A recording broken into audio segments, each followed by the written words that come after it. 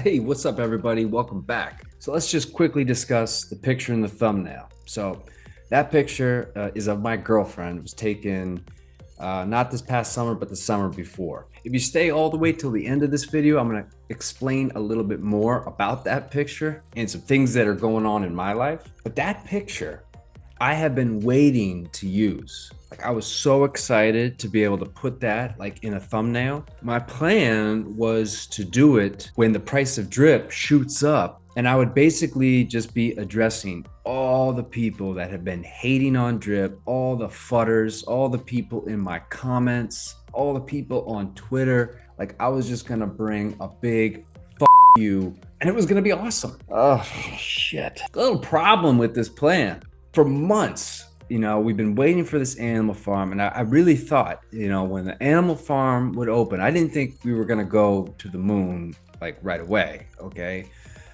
But I thought we would see a little bit more than what we're seeing, and I also thought that the Drip BUSD farm would cause more of these larger wallets that are just holding on to drip.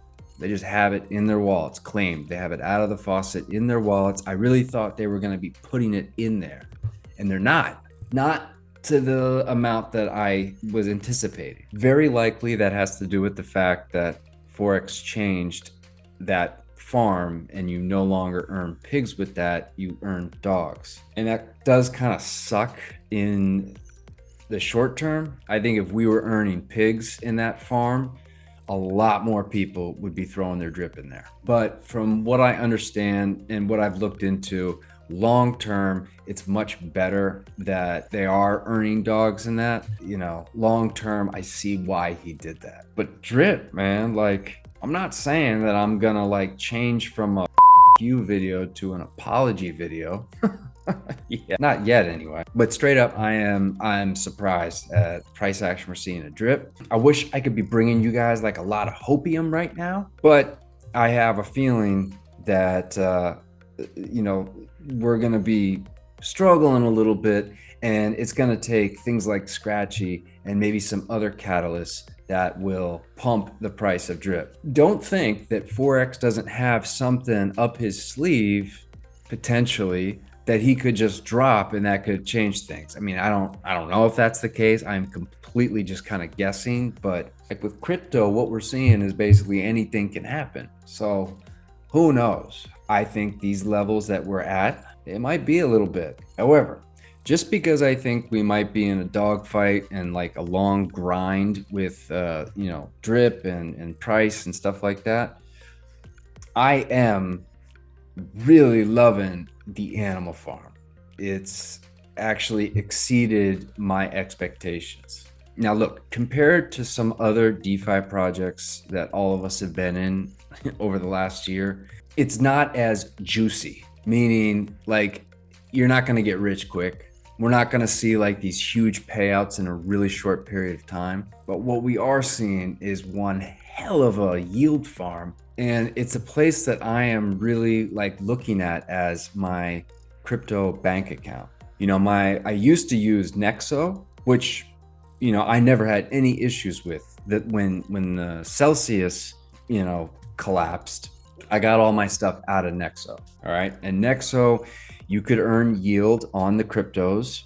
You could borrow against your own crypto, but the yield you're earning, I mean, it was between like 5%, and I think the highest I remember seeing was like 17%. But in order to get that, you had to own a bunch of the native tokens, and you had to have a certain amount of capital, and it was like a whole thing. So with these farms, some of the APRs we're seeing just in the farms and in the pools is phenomenal. And what he's done with this, with the pig pen, I mean, it's brilliant. And the dog pound, like, whoa. Now look, here's something. Don't think that you, well, first, I'm not a financial advisor. All right, this is not financial advice. Please, at the end of the day, you got to do what's best for you. Don't listen to me. I am just sharing what I'm doing. I'm bringing up the things that I like, the way that I see things, the way that I hope things are gonna be unfolding as time goes on. That's what this channel is about. I like to watch other YouTubers talk about what they think is gonna happen, maybe a prediction or two here and there, just the way that they're looking at things. We all can just admit none of us knows what's going to happen for sure. This is purely speculation.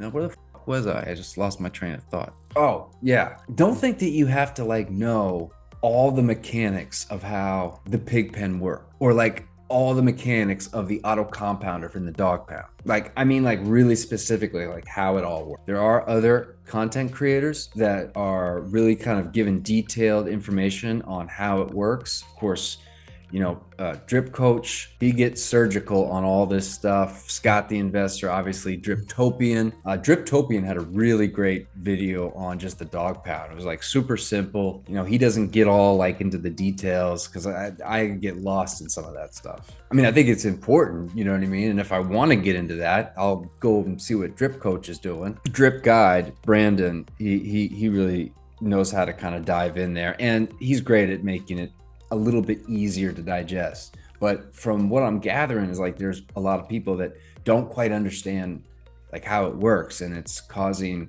maybe a delay, right? It's causing them to like probably causing some hesitation to get in, which I understand.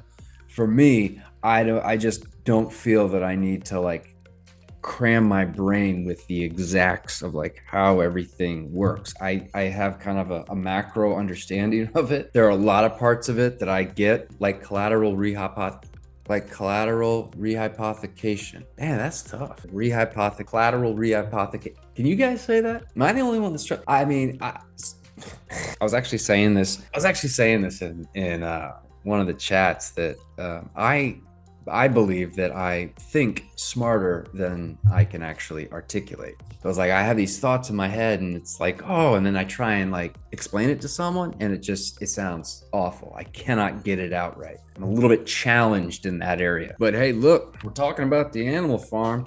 Let's take a look. 1:30, baby. We are back. Now, this video, I'm shooting this the night before. This is gonna come out tomorrow. So I don't know. We wake up tomorrow, for all I know, it's back down to 120. But what was interesting when the market crashed, we started to see some TVL coming out, and now it has crept its way right back in, and we are going strong. And that's really saying something, that we're holding up the way that we are. Look at this. This is the pig pen. This is the key thing right here. This is going to determine how much money we get per pig per day, right? So as this goes up, okay, because this is changing, right, all the time, and we get a percentage of this. So if you have pigs and you have them in the pig pen, that is you taking ownership in this rewards vault. Become an owner in this. All right, so here we go. I got 62 pigs right now. This past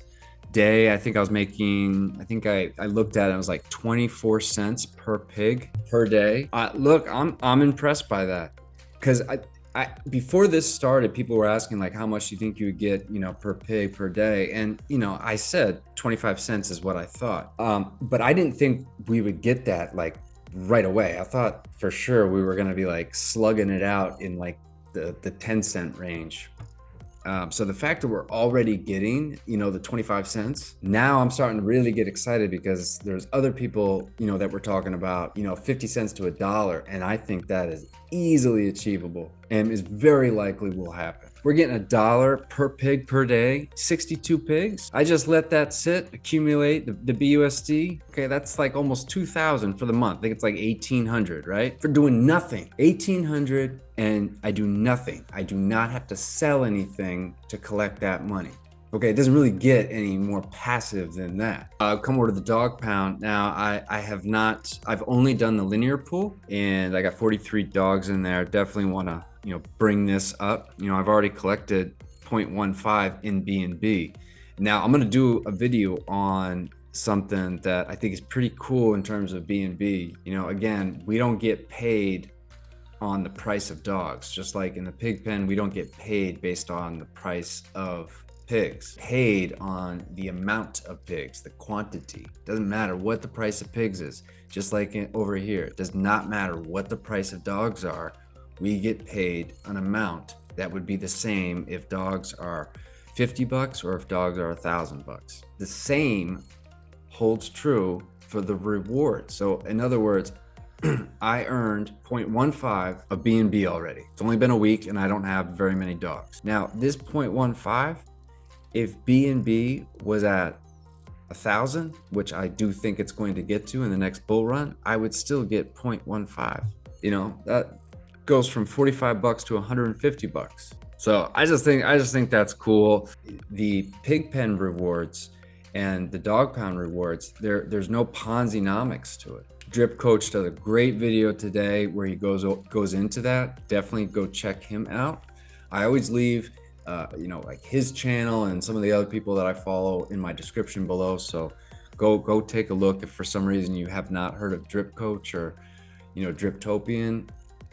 The links are down below. Quickly coming over to the Bitcoin chart. I have been waiting for this for a while to get some movement in some way. Now I thought because of this channel we were in when we broke it, I thought we were gonna rally up, right? I thought we could potentially see close to 25K, but this whole FTX thing, kind of that black swan event no one could see coming, that's clearly triggered a massive sell-off. And so I thought this was going to happen. I just thought it was going to be a little bit down the road. Well, I'm actually kind of glad that we're getting it over with now. We had a little snapback today. You move this much in one day, you're gonna have a little bit of a bounce. Enjoy it. It ain't lasting. I'm telling you that right now. Well, actually, I don't have a clue. Okay, my opinion and my guess is we're gonna go down. I had this line because around the 12 is sort of what I thought. Who knows if it gets that low? There's been people that have talked about sub $10,000 Bitcoin. That argument's been out there, but I didn't think it would go that low. And kind of looking into just what's happening in macro, right, with everything that's going on and this whole FTX thing. I mean, that's the kind of thing that just sends shockwaves, and there's ripple effects from that we may not even feel right now. But as the days and weeks go on, it could cause more bleeding, more of a sell-off. There's going to be stuff that gets absolutely obliterated. It's quite the time to start thinking about slowly DCAing into your favorite cryptos. And now that we got the animal farm up, you can still enjoy some juicy APRs with stacking some of your favorite cryptos, right? Like that's what's amazing is that I like Bitcoin, I really like Ethereum a lot, BNB, of course. These are all on the animal farm. So that as we start rebuilding some positions in some of the blue chips, we still get to have fun earning some dogs and being able to play in the animal farm. So I'm like super excited about that. So again, going back to a picture of my girlfriend. So that was taken a year and a half ago. And some of you already know this, shared about it a little bit in some chats and stuff, but the person that's been sick that I've talked about and why it's been difficult for me to get content out. So 2 years ago, my girlfriend was diagnosed with cancer, and that picture actually was taken. She had already done a round of chemo and radiation, and everything was gone. Feeling all good. We're pumped. I want to say it was like 4 or 5 months.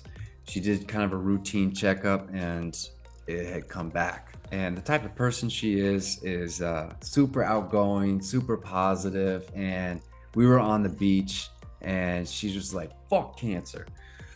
But it's been a long 2 years, and she lives with me, and it's definitely her condition's gotten worse.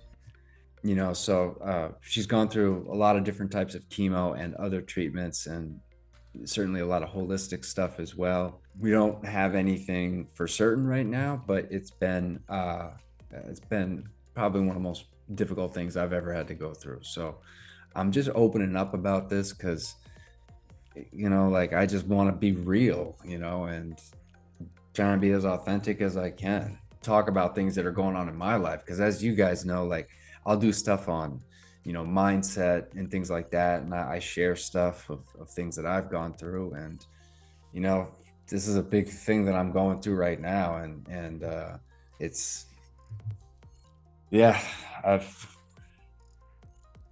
I know a lot of people that are watching this have probably had a loved one or gone through something similar. I've never had someone in my life like that I'm this close with have to battle cancer. So, you know, it's a motherfucker, man. Anyway, look, the other thing though about this channel is I want my channel to be fun and try and be hyped and positive when things are going bad, and try and crack some jokes here and there. So I don't want to make this, too melancholy or depressing or anything like that. I just felt I needed to kind of bring it up. I was saying it was a family member and someone was sick, and it just didn't feel right. Like I wanted to just let it out. Like that's what's going on with me. So appreciate always the support that I get from all of you. Means a lot, sincerely. If you are new to this channel, please consider subscribing. If you have questions about the animal farm, leave them down below. I really try and do a good job of responding to all the comments that are made. I hope to be using that thumbnail again when Drip takes off to the moon. But until then, I guess we got to keep our heads down, keep grinding, and that's what I got. So we'll catch you on the next one.